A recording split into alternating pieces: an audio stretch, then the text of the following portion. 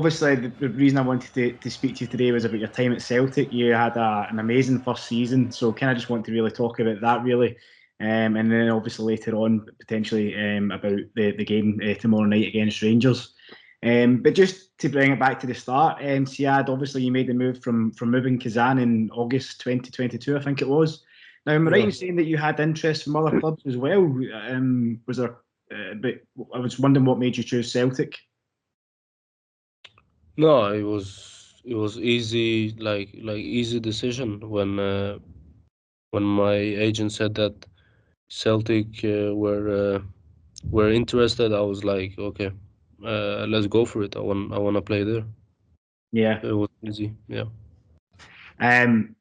You obviously you had a lot of competition in your position as well, with the likes of Jota, who ended up leaving for £25 million, Daiza Maeda, Lila Bada, James Forrest. There was loads of quality. But you obviously showed a lot of quality yourself to get into the team. How hard was it to force your way in? Of course, like coming late without a preseason with the team, it's always hard. But I would say, of course, it was hard, but I could only do what I do best, and that's like show my qualities and having them to compete against in trainings. It would only make me better. So I was happy with that, and the competition in training, we pushed each other to get better like every day, and helped each other. We had a very good connection, all of us, a good relationship. So we helped each other, and we tried to make everyone better, and it helped me a lot with my football. Yeah, you scored your first goal for the club in I think it was a 4-2 win over Dundee United. That was an epic game. Obviously, Celtic scored late on as well, and then Yeah. you scored the winner yourself against Ross County a week later. It must have been a special moment to kind of get your first goals for the club.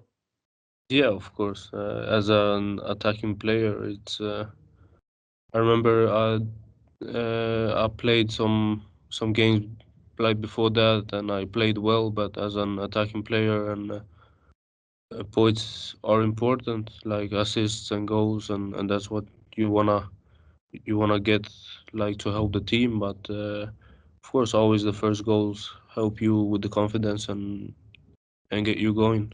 Yeah, you obviously got your first Champions League experience as well. I think your second game was it? You come off the bench against Real Madrid. That must have been a real pinch me moment. What was it? What was it like playing in front of that kind of, well, against that stature of opposition and in that atmosphere as well? It's unbelievable, you know. When I think about it, is I've played against like the best team in the world, and doing that with the Celtic shirt on, like meant a lot, and it felt unbelievable to come in, and I nearly scored as well. So Yeah. that was fun, and I was enjoying it. Yeah. Yeah, you also became quite quickly you became a fan's favourite. You had your own song as well, which I'm sure you'll probably remember. Yeah. It must have been a great feeling hearing the fans sing your name so quickly. Yeah, of course. At first, I think I saw it on Instagram, and then I heard it at the stadium. And every time I scored, they put it on the stadium. So it was very nice. Yeah. You had a good record against Rangers as well. I think you only lost one game that season against Rangers. Yeah. The league was obviously done by then. What was it like playing in obviously probably one of the biggest derbies in world football? It unbelievable. It surprised me in a good way. It was the atmosphere was crazy, uh, and when you play for Celtic, you get to know more about the derby, because when you look from outside, you know a little bit, but when you play for Celtic, you get to know it more and understand it more. So even tomorrow is gonna be a special game for me, because I played for Celtic, and I'm all for Celtic, and of course I wanna win tomorrow. And Also it's special because I played for Celtic, and tomorrow I want my team to win. I want us to win, and start the Europa League in a good way. But yeah, surprisingly good. I was surprised, and I should have scored in the final. Yeah, I Uh, remember that one. Yeah, one yeah, on one, wasn't it? it was good that we won. Yeah. Obviously, there was a lot of kind of how would you describe it? On-field rivalries between the players. So Todd Cantwell, he was one who seemed to annoy Celtic fans, but obviously Celtic ended up getting the better of him on most occasions. He's since Mm. left Rangers, but was there any players like him that you would kind of pick out ahead of the game to as like kind of danger men, or to make it clear to the squad that guys like him can't get under your skin during the game, keep your discipline? Nah, it's not.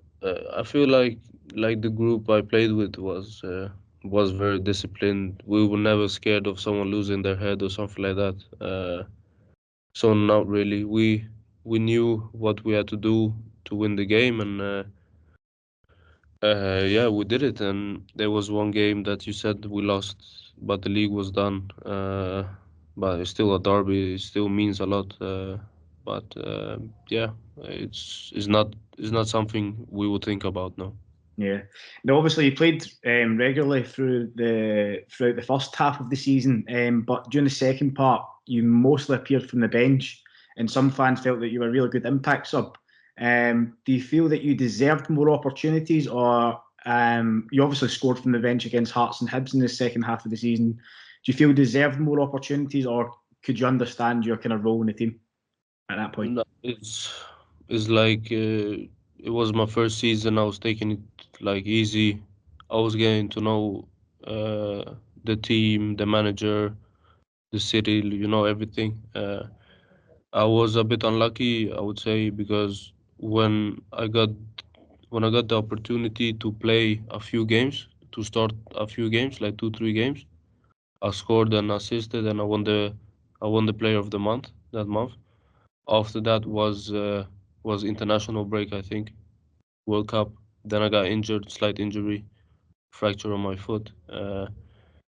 So that didn't help, of course. And then the second part of the season, I was injured. I got to start one game, then back on the bench and stuff like this. I didn't get like to to play some like 2, 3, 4 games that you need to gain into the team. But there's nothing I'm complaining about now. Is of course then I wanted to play more, and I still wish I would play more. But is you need to accept what you get and do the best with what you get. Yeah. Now, obviously, you were part of an extremely special Celtic team as well. Your debut season, the club ended up winning a famous treble. What was it like to Yeah. be part of something so unique, so special, and so historic? Oh, every time I look back, when sometimes you have a bad day, you think about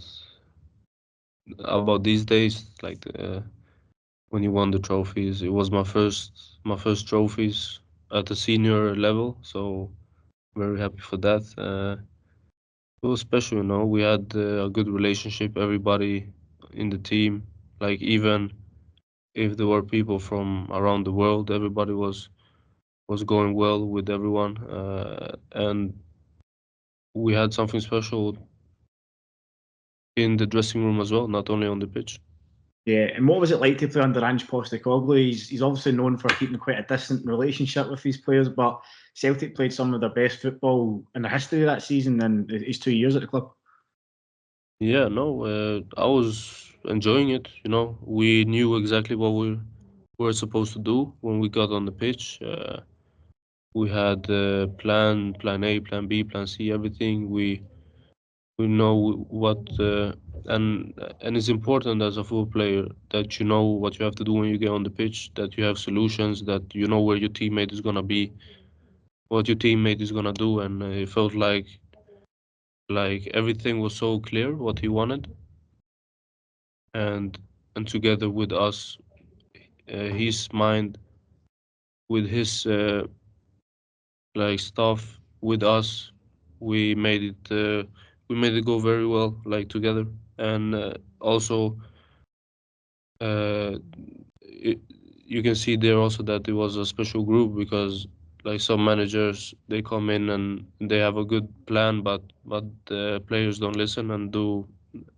But we were disciplined, and that was why we could be so successful and be a very special team. Yeah.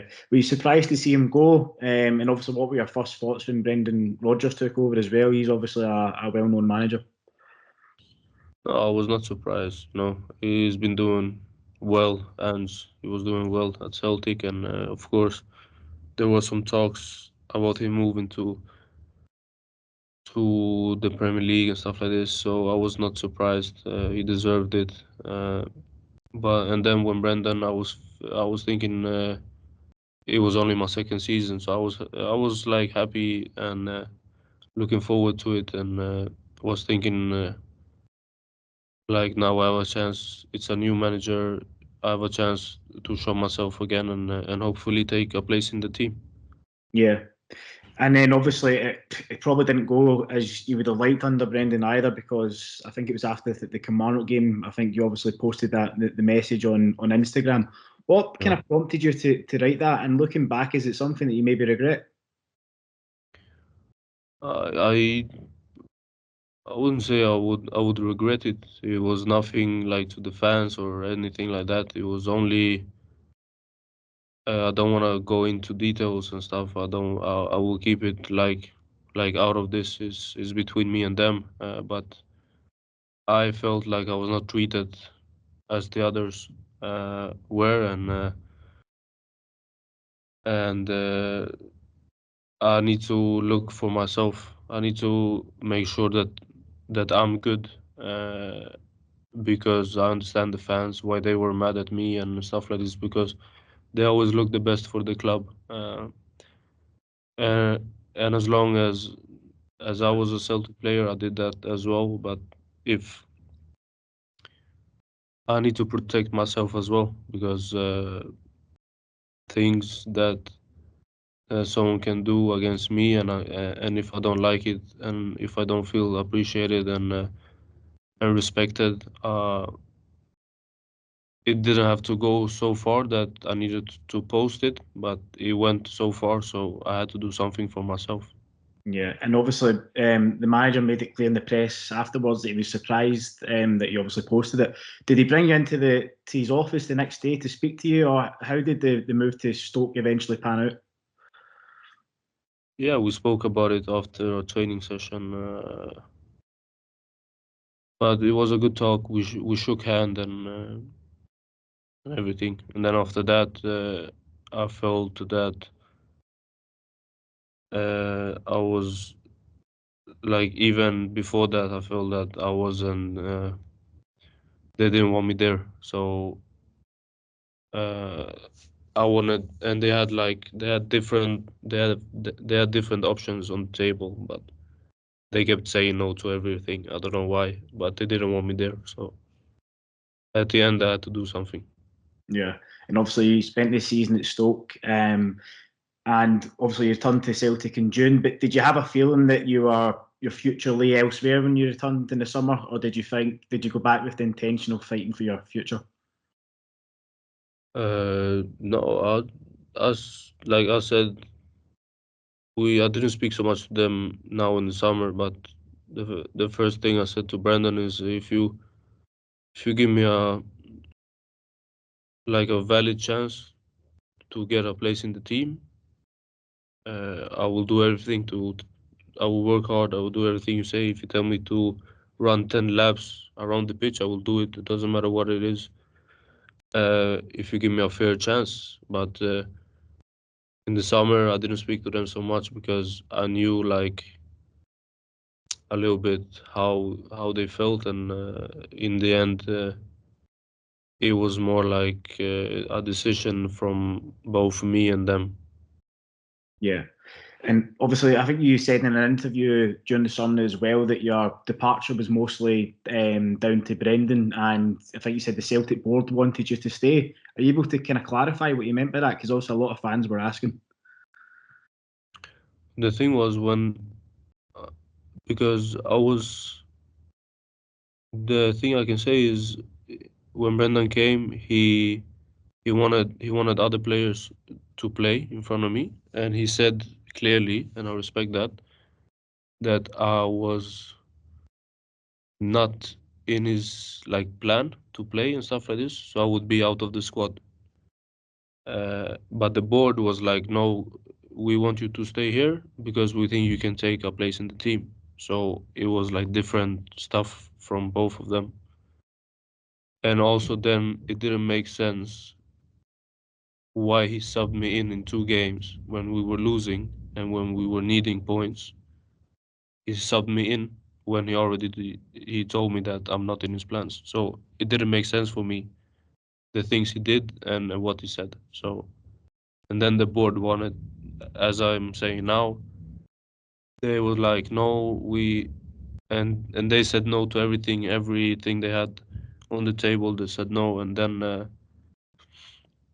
in the end, I was like, my head is not here like anymore. So the best thing for me is to go on loan somewhere and play, and hopefully come back in the summer. Yeah. And on, as I say, obviously you ended up moving to Malmo, which is obviously one of the biggest clubs in Sweden. But looking back, how do you reflect on your time at Celtic? How do you sum it up? Uh, no, my first season, I'm happy with that. Of course, I wanted to play more. I'm very proud that I can say that I've played for Celtic in my career. I mean, is one of the biggest clubs in Europe. Like everybody in the world knows who Celtic are. Like everywhere I went in the world, they were like, "Oh, is you play for Celtic? You play for Celtic?" And it was, I'm proud that I can say that. I've played for Celtic, and I have some Celtic shirts at home and some pictures that I'm very proud of. Yeah. That's amazing. Now, obviously, Malmo face Rangers tomorrow. Are you going to be available, or are you still injured at the minute? I'm still injured, unfortunately, because I would want to play. Yeah. But yeah, I if we do if we do everything correct, listen to the manager, do the game plan, yeah, the game plan that we have. We can have a good night tomorrow. Have you spoken to anyone at Celtic to maybe get a kind of tactical lowdown on Rangers, or? No, not really. I believe in what we have here, and we. It's all about discipline because we know we can do it, so we have to do it. Yeah. And how much to you personally would it mean if the team were to beat Rangers tomorrow night? It would mean not not just for me, but for the whole club. It would mean so much, and to have a good start in Europa League would be so good. I think that we need that confidence right now. We had a good game in the weekend in the league. We won 4-0 at home against a good team, so we have good confidence coming in. But I think with the win tomorrow, it will be very good for us. Yeah. And then finally, Sead, obviously, it's been a difficult start for you at Malmo for your injuries, but once you overcome that, what are your kind of hopes and ambitions? They're a club that obviously fights for silverware and competes in Europe. Is it just your hope to play regular and also to win trophies? No, of course. Right now. I feel uh, the best I've ever felt.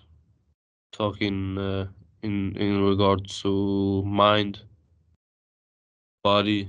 Not now that I'm injured, but when I'm good, I feel like I'm hungrier than ever. I feel my mind. I've learned so much throughout the years, so I'm the best place in my mind where I can be right now, and I'm hungrier than ever. So yeah, take one place here for sure. Score many goals, make a lot of assists, and hopefully win silverware.